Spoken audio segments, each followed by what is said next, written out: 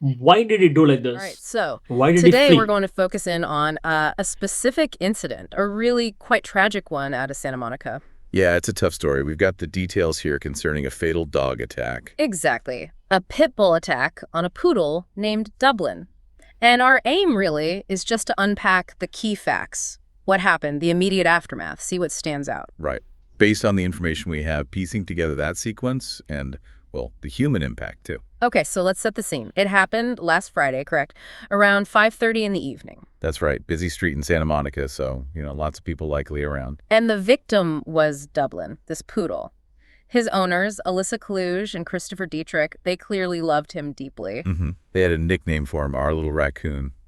Described him as playful, cuddly. Yeah, you can just feel that connection. Losing a pet like that is, well, devastating. Absolutely. It's losing a member of the family, isn't it? So what exactly happened during the attack itself? The details are pretty harrowing. Well, reports say a pit bull, apparently off-leash, no owner in sight right then, just lunged. Lunged at Dublin. And Alyssa Klug described it really vividly, didn't she? She did.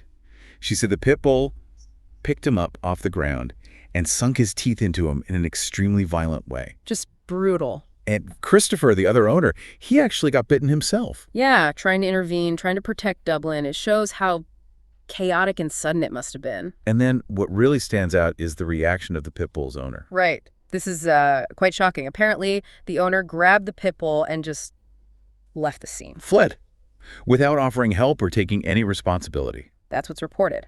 Christopher Dietrich called it cowardly. Said the owner didn't take any responsibility at all. Wow. I mean, just leaving them there after something like that. It really adds another layer of distress to an already horrific event, that lack of accountability. So they rushed Dublin to a vet. They did, immediately. But his injuries were just too severe. He didn't make it. Alyssa's quote about his final moments is just heartbreaking. I knew he was gone in my arms. Yeah, she said, just like how when I first picked him up, he sat in my arms and snuggled like a baby. It really brings home that bond, that loss. So incredibly sad. And now, understandably, they're looking for the person responsible. Exactly. They've been putting Investigation up is going on. flyers, trying to get information from the public. And the police are involved now, too. Yes, the Santa Monica Police Department, they've actually released some surveillance footage. Okay, hoping someone recognizes the owner or the dog. They're urging anyone with information to come forward. Lieutenant Lewis Gilmore mentioned potential charges. What kind of charges are we talking about? Things like misdemeanor offenses, leash law violations, obviously, failure to control a dangerous dog, failure to provide information after an incident like this. So there are potential legal consequences. The Animal Control Unit is investigating, too. Yes, they're handling the ongoing investigation.